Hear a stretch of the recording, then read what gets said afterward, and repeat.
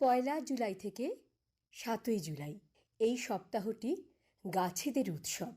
কারণ সারা ভারতবর্ষব্যাপী বন মহোৎসবের মধ্যে দিয়ে এই এক সপ্তাহব্যাপী বৃক্ষরোপণ উৎসব পালন করা হয়, যার মূল উদ্দেশ্যই হল পরিবেশের ভারসাম্য বজায় রাখার জন্য বেশি বেশি করে গাছ লাগানো এবং বসুন্ধরা মাকে সবুজায়ন করা। এই উৎসব প্রথম শুরু হয়েছিল 1950 সালে। উদ্দেশ্য একটি ছিল, সেই উদ্দেশ্যটি হলো এই উৎসবের মাধ্যমে মানুষের মধ্যে গাছপালা সম্পর্কে সচেতনতা বৃদ্ধি করা এবং পরিবেশ সুরক্ষার জন্য বৃক্ষরোপণের গুরুত্ব তুলে ধরা। বন মহোৎসব একদিকে যেমন পরিবেশ দূষণ কমাতে সাহায্য করে, তেমনি অন্যদিকে বন্য প্রাণীর আবাসস্থল সংরক্ষণেও গুরুত্বপূর্ণ ভূমিকা নেয়।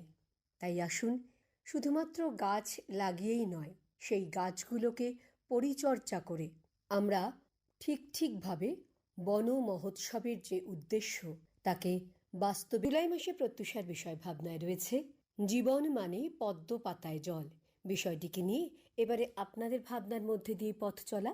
লিখছেন সুকুমার দাস, পূর্ব নেতাজি পল্লী, রবীন্দ্র সরণি, শিলিগুড়ি থেকে। প্রিয় প্রত্যুষা, বাংলা মার দুই কৃতি সন্তান ডাক্তার বিধানচন্দ্র রায় ও অন্যতম গৃহিণী সাধিকা শ্রী শ্রী মা ও অন্যান্য মুক্তাসম জাজ্জল্যমান কৃতিদের সশ্রদ্ধ প্রণাম করে শুরু করি।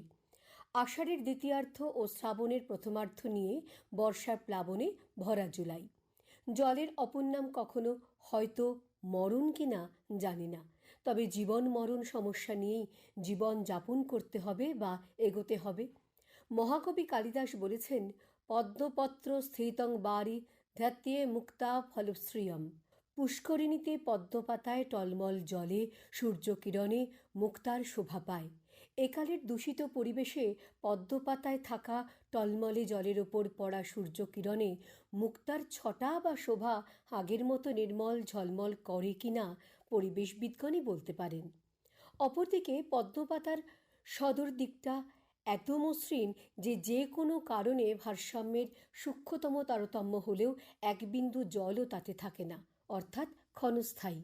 তেমনি সংসারের ঘূর্ণাবর্তে ঘুরপাক খেতে খেতে কিভাবে মুক্তাসম জাজ্জল্যমান গতিপরায়ণ অমূল্য জীবন ছিটকে গিয়ে পঞ্চভূতে বিলীন হয়ে যায়, তার পূর্বাভাস সামান্যতম বোঝা বা পাওয়া কঠিন। কবি হেমচন্দ্র বন্দ্যোপাধ্যায় তাঁর জীবন সঙ্গীত কবিতার একাংশে বলেছেন, দিন যায় ক্ষণ যায় সময় কাহারও নয়, বেগে ধায় নাহি রহে স্থির, সহায় সম্পদ বল সকলে ঘুচায় কাল, আয়ু যেন শৈবালের নীর। বড় পুকুর বা দিঘিতে উদীয়মান ঘন ঘন ঢেউগুলোর ধাক্কায় ছোট ছোট শৈবালগুলো একত্রিত হয় ঠিকই, আবার পর মুহূর্তে অপর একটি বড় ঢেউয়ে শৈবাল পুঞ্জটি ছন্নছাড়া হয়ে যায়। আয়ু বা জীবন এই আছে এই নাই।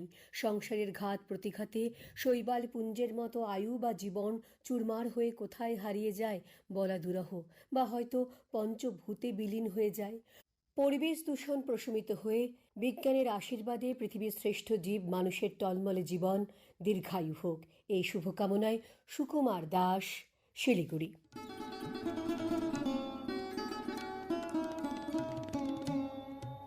এবারের ভাবনা লিখে পাঠিয়েছেন জীবনকৃষ্ণ রায়, কাজীপাড়া, ধূপগুড়ি, জলপাইগুড়ি থেকে। লিখছেন, প্রিয় প্রত্যুষা, জন্মিলে মরিতে হবে, অমরকে কোথা কবে, মানুষ তার নিজের ইতিহাস নিজেই রচনা করে। কবির ওই বাণী শাশ্বত, চিরন্তন।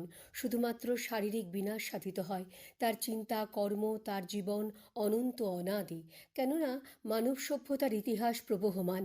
জীবন ক্ষণিকের হতে পারে। বিজ্ঞান প্রযুক্তির অভাবনীয় উন্নতির ফলে শুধু জীবন প্রবাহ নয়, জীবন সৃষ্টির উৎসস্থলে তার রহস্য উদ্ঘাটনের মধ্য দিয়ে তার কার্যকারণ সম্পর্কিত জ্ঞানান্বেষণের স্পর্ধাও রাখে আজকের মানব সভ্যতা। সুতরাং নশ্বর জীবন গেলেও কি রইল তাতে কিচ্ছুটি যায় আসে না। নব নব সৃষ্টির ভাণ্ডার যত পূর্ণ হচ্ছে, ততই নশ্বর জীবন আরও পূর্ণতা পাচ্ছে। তাই মনে হয় ধ্বংস সৃষ্টির অমোঘ খেলায় জীবন মরণ নিত্য নাটের খেলা বলেই মনে হয় এ তো শুধুই মায়া, আর এই মায়া অনাদি অনন্তকালের মাঝে একটি বিন্দুও নয়। তাই এই বাণী আজ আরও প্রাসঙ্গিক ও উপযোগী বলে মনে হয়। কীর্তিযস্য সজীবতি, তাই যদি হবে, তাহলে নশ্বর জীবনের অনিবার্যতাকে মেনে নিয়ে বলা যায়, এমন জীবন গঠন করো যার বিয়োগে ভুবন কাঁদবে। অথচ আজ সমাজ সংসারে বিপরীত চিত্র প্রত্যক্ষ করছি আমরা। সমাজ আজ ব্যক্তিবোধের দ্বারা পরিচালিত। লিভ অ্যান্ড লেট লিভ, বাঁচো ও বাঁচতে দাও, এই জাতীয়তাবোধের এই অমর বাণী নীরব অভিমানে মুখ লুকোয়। পরিবর্তে আজকের জীবনের দর্শন হলো নিজে বাঁচলে বাপের নাম। তাই ভবিষ্যৎ কি দুঃসহ অন্ধকারে নিমজ্জিত, সহযোগিতার মধ্যে দিয়ে গড়ে ওঠা সমাজ প্রতিযোগিতার দ্বারা প্রতিস্থাপিত। তাই পদ্মপাতার নশ্বর জীবন হোক এমন, সকলের তরে সকলে আমরা যেন হতে পারি অবিনশ্বর জীবনের অধিপতি। ধন্যবাদ আনতে জীবন কৃষ্ণ রায়, জলপাইগুড়ি।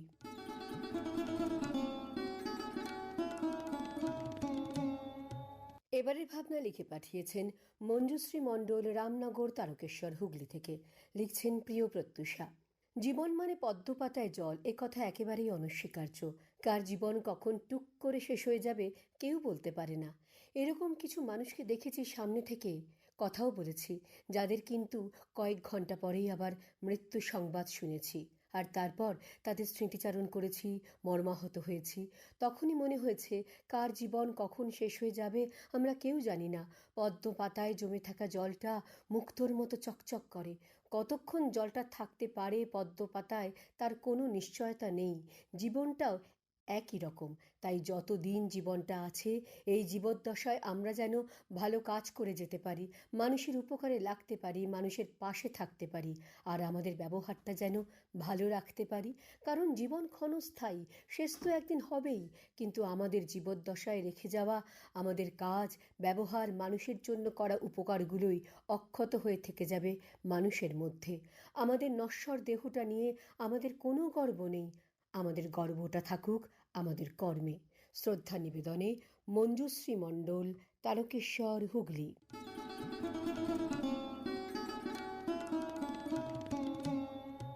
লিখছেন তপন বন্দ্যোপাধ্যায়, পাঁচাল, বাঁকুড়া থেকে। জীবন মানে পদ্ম পাতায় জল। অতি সকালে এমন কথাটা ভাবতে কার ভালো লাগে বলুন তো? আবার দিন শুরুর প্রাক্কালে কারো মৃত্যু সংবাদ শুনলে হতাশা পেয়ে বসে। ভাবে, এই তো জীবন, কখন যে জীবন দ্বীপ নিভে যাবে কেউ জানে না। প্রবাদে আছে, জন্ম মৃত্যু বিবাহ, বলতে পারেন বরাহ, জীবন চলমান, থামতে হয় তাকে। জীবন পদ্মপাতায় জলের মতো টলমল করে। কখন যে পদ্মপাতার ওপরে থাকা জলবিন্দুর মতো জীবন গড়িয়ে মহাকালের মহাসমুদ্রে পড়ে বিলীন হয়ে যাবে কেউ জানে না। অনিশ্চিত বেঁচে থাকা। খাঁচা থেকে প্রাণ পাখি উড়ে গেলে 2-4 দিনের হা হুতাশ, আবার পৃথিবী নিজের গতিতে চলতে থাকে। এই থামো থামো, আমি নামবো, গানটি মনে পড়ছে বন্ধু। কেউ কাউকে নামিয়ে দেবে না, কেউ কারো জন্য অপেক্ষা করে না, সবাই ছুটছে, জীবন নামক রেলগাড়ি ছুটছে। কর্মই ধর্ম, কর্মই আমাদের অমর করে রাখে। জীবনের প্রতিটি ক্ষণকে কাজের মধ্যে নিযুক্ত করে রাখতে হবে। যারা রেখেছেন তাদের আমরা স্মরণ করি, বরণ করি, প্রণাম করি, শ্রদ্ধা করি, অনুসরণ করি। খালি চোখে দেখলে আমরা দেখি আমাদের জীবনপঞ্জি হলো দিন সংখ্যার সমষ্টি মাত্র। মৃত্যুর পর আমরা বেঁচে থাকি আমাদের কৃত কর্মের দ্বারা। এই সময় কালকে দিন সংখ্যার সমষ্টি দিয়ে হিসাব করা যায় না। ওঠো, জাগো, হতাশা নয়, মৃত্যু ভয় ভীত হয়ে হাত গুটিয়ে অলস জীবনযাপন নয় প্রত্যুষা। আমাদের কাছে অনেক প্রত্যাশা করে জীবন। আমাদের জীবন মানে পদ্ম পাতায় জল। ধন্যবাদ আনতে তপন বন্দ্যোপাধ্যায়, পাঁচাল, বাঁকুড়া।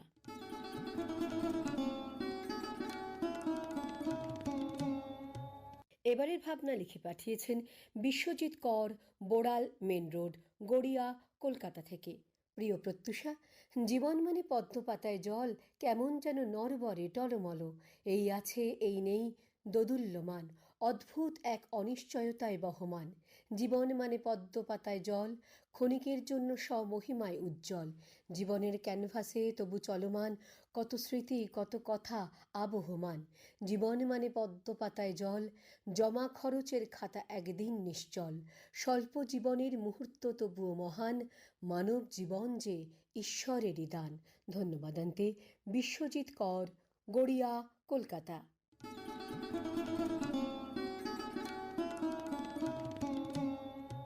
এবারের ভাবনা লিখে পাঠিয়েছেন অরূপ সরকার, আসানসোল, পশ্চিম বর্ধমান থেকে। লিখছেন, প্রিয় প্রত্যুষা, তুমি যথার্থই বলেছ। সত্যিই আমাদের জীবন পদ্মপাতায় জল, যা সদা সর্বদা টলমল করছে। এই আছি তো এই নেই। সাম্প্রতিক এর বড় উদাহরণ হলো আমেদাবাদে মর্মান্তিক বিমান দুর্ঘটনা। যাত্রীরা কত আনন্দ করে, কত উদ্দেশ্য ও স্বপ্ন নিয়ে বিলেতে যাচ্ছিলেন। কয়েক মিনিটও না, মাত্র কয়েক সেকেন্ডের মধ্যেই তাদের শতিক ইচ্ছা, শতিক স্বপ্ন, সব কিছু একেবারে পুড়ে ছাই। বাংলায় প্রচলিত এই প্রবাদটি কবি জীবনানন্দ দাশ তাঁর লেখা একটি কবিতা তোমাকে ভালোবেসেতে ব্যবহার করেছেন। সাধারণ অবস্থায় আমরা কেউই ভাবি না এই প্রবাদটির কথা। তখন আমরা তর্ক বিতর্ক, মান অভিমান, রাগ, হিংসা ইত্যাদির মধ্যে নিমজ্জিত থাকি। তখন আমরা অনেক সময় অহং দেখাই, অন্য মানুষের প্রতি ভালো ব্যবহার পর্যন্ত করতে ভুলে যাই। সম্পত্তি, টাকা পয়সা ইত্যাদি নিয়ে গর্ব করি, বিবাদ বা অশান্তি করি, এমনকি অনেক সময় হিংসার আশ্রয়ও নিই। ভাবতে থাকি আমরা এখনো অনেক দিন এই পৃথিবীর মাটিতে বেঁচে থাকব। কিন্তু তাই কি? না, একেবারেই তা নয়। কবে যে মৃত্যুরূপী যমরাজ আমাদের হাতছানি দিয়ে ডেকে নেবেন, কেউই সেটা জানি না। হ্যাঁ, মানছি বেঁচে থাকতে গেলে অর্থ বা সম্পত্তির প্রয়োজন আছে, কিন্তু অনেকের কাছেই অর্থ বা সম্পত্তি বাড়ানোটা একটা নেশার মতো। যিনি বাড়াচ্ছেন তিনিও কিন্তু জানেন না আগামীকাল তাঁর জন্য কী অপেক্ষা করে আছে।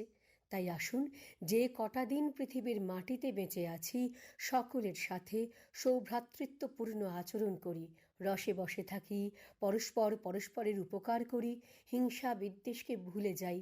এইভাবেই কাটিয়ে দিই না আর মাত্র কয়েকটা দশক। সকলকে শুভেচ্ছা জানিয়ে নমস্কারান্তে অরূপ সরকার, আসানসোল, পশ্চিম বর্ধমান।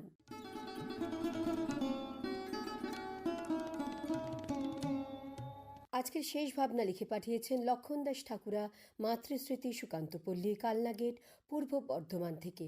লিখছেন, ভোরের কুজন প্রিয় প্রত্যুষা, তোমার দেওয়া বিষয় শিরোনাম মহাকবি মধুসূদনের অমোঘ লাইনটি মনে করালো। জন্মিলে মরিতে হবে, অমরকে কোথা কবে। জন্ম আর মৃত্যুর মধ্যবর্তী অংশই হলো জীবন। এই জীবন সবসময় টলমল, পদ্ম পাতার জলবিন্দু মুক্তোর মতো দেখায় ঠিকই, কিন্তু যে কোনো সময় যে কোনো অবস্থায় ঝরে পড়ে। অর্থাৎ জীবন অস্থির, পরিবর্তনশীল, ক্ষণস্থায়ী। সুতরাং এই ক্ষণস্থায়ী জীবনকে যে বা যারা ইতিবাচক ভূমিকায় অবতীর্ণ করিয়ে জগতের রূপ, রস, গন্ধ, বর্ণকে অঞ্জলি ভরে আহরণ করে শতদলের মতো প্রস্ফুটিত করাতে পারে, তারা শুধু সফল নয়, সার্থক মানুষ। মানুষের নশ্বর দেহ নির্দিষ্ট বয়সসীমার পর বিলীন হয়ে যাবেই যাবে, কিন্তু তার কীর্তি অমর হয়ে থাকবে। তাই তো মানুষ চলে যায়, মানব থেকে যায়। তখনই জীবনের সৌন্দর্য ও সারল্য দুটি প্রকাশ পায়। জীবন যে কতখানি পদ্মপাতায় জল তখনই অনুভব করতে পারি যখন লন্ডনগামী আমেদাবাদ ছেড়ে যাওয়া বিমানটি কয়েক মিনিটের মধ্যে ধ্বংসস্তূপে পরিণত হয় এবং কয়েকশো মানুষের জীবন দ্বীপ মুহূর্তের মধ্যে নিভে যায়। প্রতিদিনই প্রাকৃতিক দুর্ঘটনায়, কলকারখানায়, যাত্রাপথের দুর্ঘটনায়, হিংসায়, যুদ্ধে মুহূর্তের মধ্যে প্রাণ এই আছে, এই নাই হয়ে যায়। তখনই অনুভব করি জীবন মানে পদ্মপাতায় জল।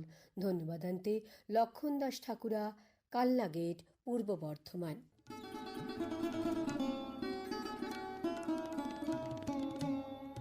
আজ প্রত্যুষা শেষ করবার আগে আরও একবার জুলাই মাসের বিষয় জানিয়ে যাওয়া। জুলাই মাসে প্রত্যুষার বিষয় ভাবনায় রয়েছে জীবন মানে পদ্ম পাতায় জল। আপনার ভাবনাকে লিখে পাঠান প্রত্যুষার দপ্তরে। প্রত্যুষাকে আজ এখানেই বিদায় দিন। প্রত্যুষা আবার আগামী প্রত্যুষে। নমস্কার।